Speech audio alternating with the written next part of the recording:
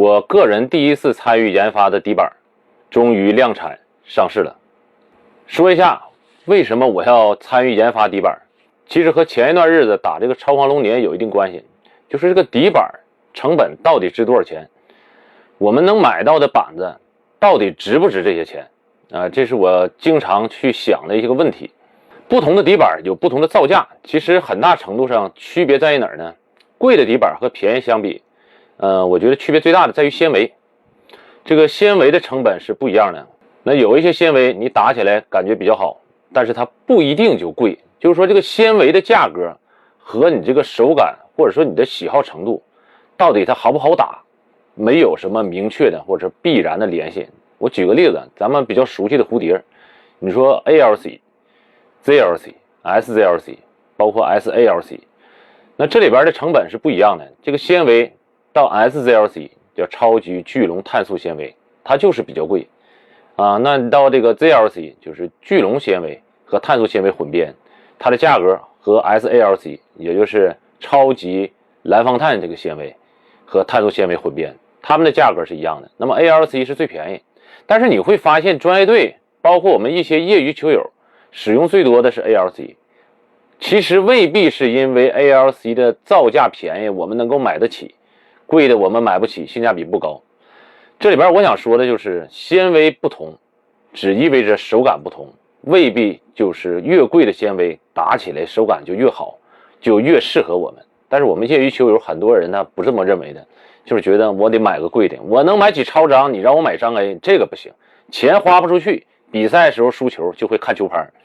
这就是我们心里的一个常态。那么这次合作的呢，就是和施奥德，因为我跟他个人定制过3只底板。我们可以看一下这个图，你可以看到它这个5+2的，一般来说底板就是这个木头不算纤维是300底价，然后不同的纤维代表着不同的价格。你可以看到它这是一面的纤维一般咱们做对称的结构的，你看我做的这个 EGLC， 它就代表着一面200，两面就400，加上板300，再加上一些其他的技术，可能就要去到800左右的，或者是800多的价格。那这里边呢，我其实第一次研发的时候，我用的是红方碳。这个红方碳我认为比较稳定，而且市场上保有量比较少，所以我想试一试之前呢我还打过滤膜，我觉得手感挺好，但研发出来内置外置包括正手内置反手外置，我打起来虽然价格不是很高，可以卖到300多块钱也比较便宜，但是我觉得性能没有达到我的预期，所以说这3只板就推翻了。其实最一开始我就是想做一个 1.5K 的 JLC，这什么意思呢？就是它有 JLC 纤维，就是聚龙碳素纤维混编，它还有 1.5K 编织密度更大一点，再一个就是 EGLC 叫能量聚龙碳素纤维。它这3个你可以看一下这个价格是不一样的。你比如说这个 JLC 它卖的是120一面，你看这个 1.5K JLC 它卖的是180一面，到 EGLC 就是200一面，这个价格就比较高了。我当时想做的其实是 1.5K GLC， 但是谈完了之后这个价格有点高，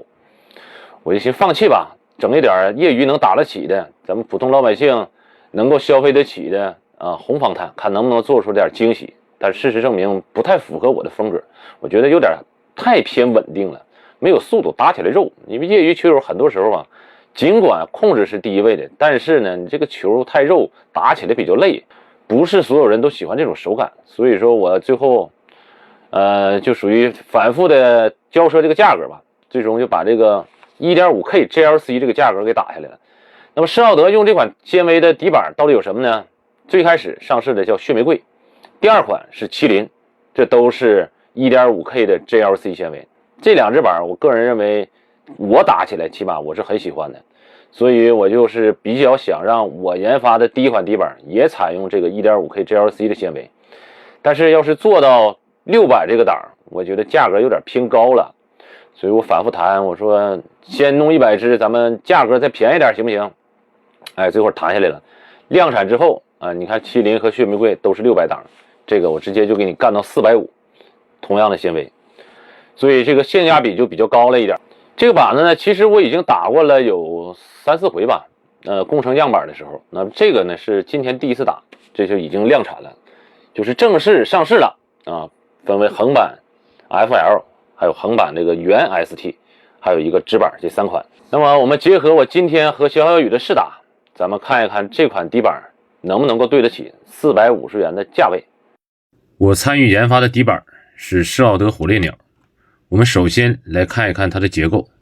淋巴面材阿尤斯利材，内置 1.5K JLC， 也就是聚龙碳素纤维，阿尤斯大芯儿，厚度在 5.8 到 5.9 毫米之间。由于我会长时间使用，所以这次直接用了熟悉的配置，正手尼奥兰国41度，反手蝴蝶 D05。火烈鸟在研发的时候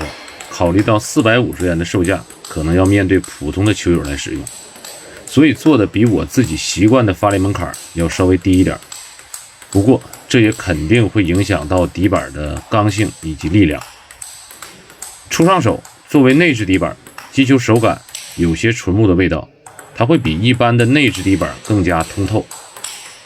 1.5K JLC 纤维的加入，能够明显感觉到比使用 JLC 底板的速度更快，借力更好，打起来也更加轻松。和传统的黄方碳内置不同，火烈鸟的击球声音是要更加高亢和响亮一些的。正手的拉球有一点酥脆的感觉，弧线比黄方碳略低，牺牲了一定的稳定性，换来更长的弧线以及更快的速度。火烈鸟的风格其实介于内置和外置之间，它甚至会比一些偏稳定的外置底板速度还要快，借力也还要好，而且它比绝大多数外置底板都要稳定。正手41度的尼奥兰国让它的支撑表现不错，发大力时过去的球速度、旋转和力量都很可观，尤其是在中近台，火烈鸟的单板质量在同价位内置底板中还是相当能够拿得出手的。当然有得必有失，它的缺点就是放在绝大多数内置黄方碳底板中，由于它的弧线没有那么饱满，在面对不是很合位的球时，命中率会受到一定的影响。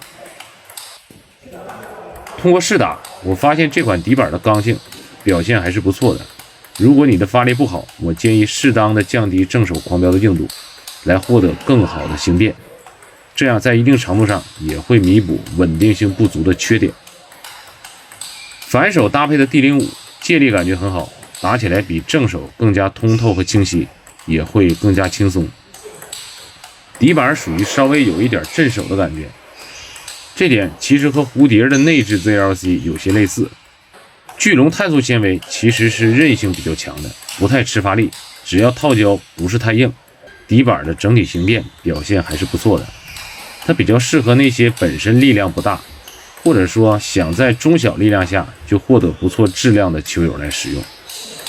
不过聚龙纤维这种大弹簧缺点也是显而易见的，它有一点像低磅数的那种羽毛球拍，打起来很省力，但是控制能力确实表现一般。正反手的下旋拉球虽然整体的旋转弧线和稳定性比黄方碳略差，但是聚龙碳素纤维更容易打透底板，也更加容易出质量。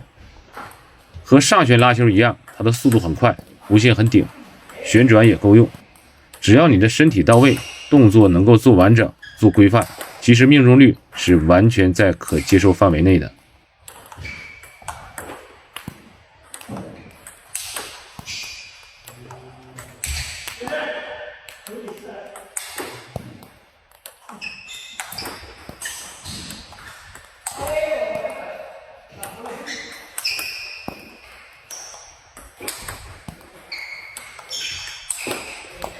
底板的小球控制表现不错，这种小力量下的搓球，由于基本上很难触及到内置的纤维层，其实更多的是看套胶以及底板面材的硬度。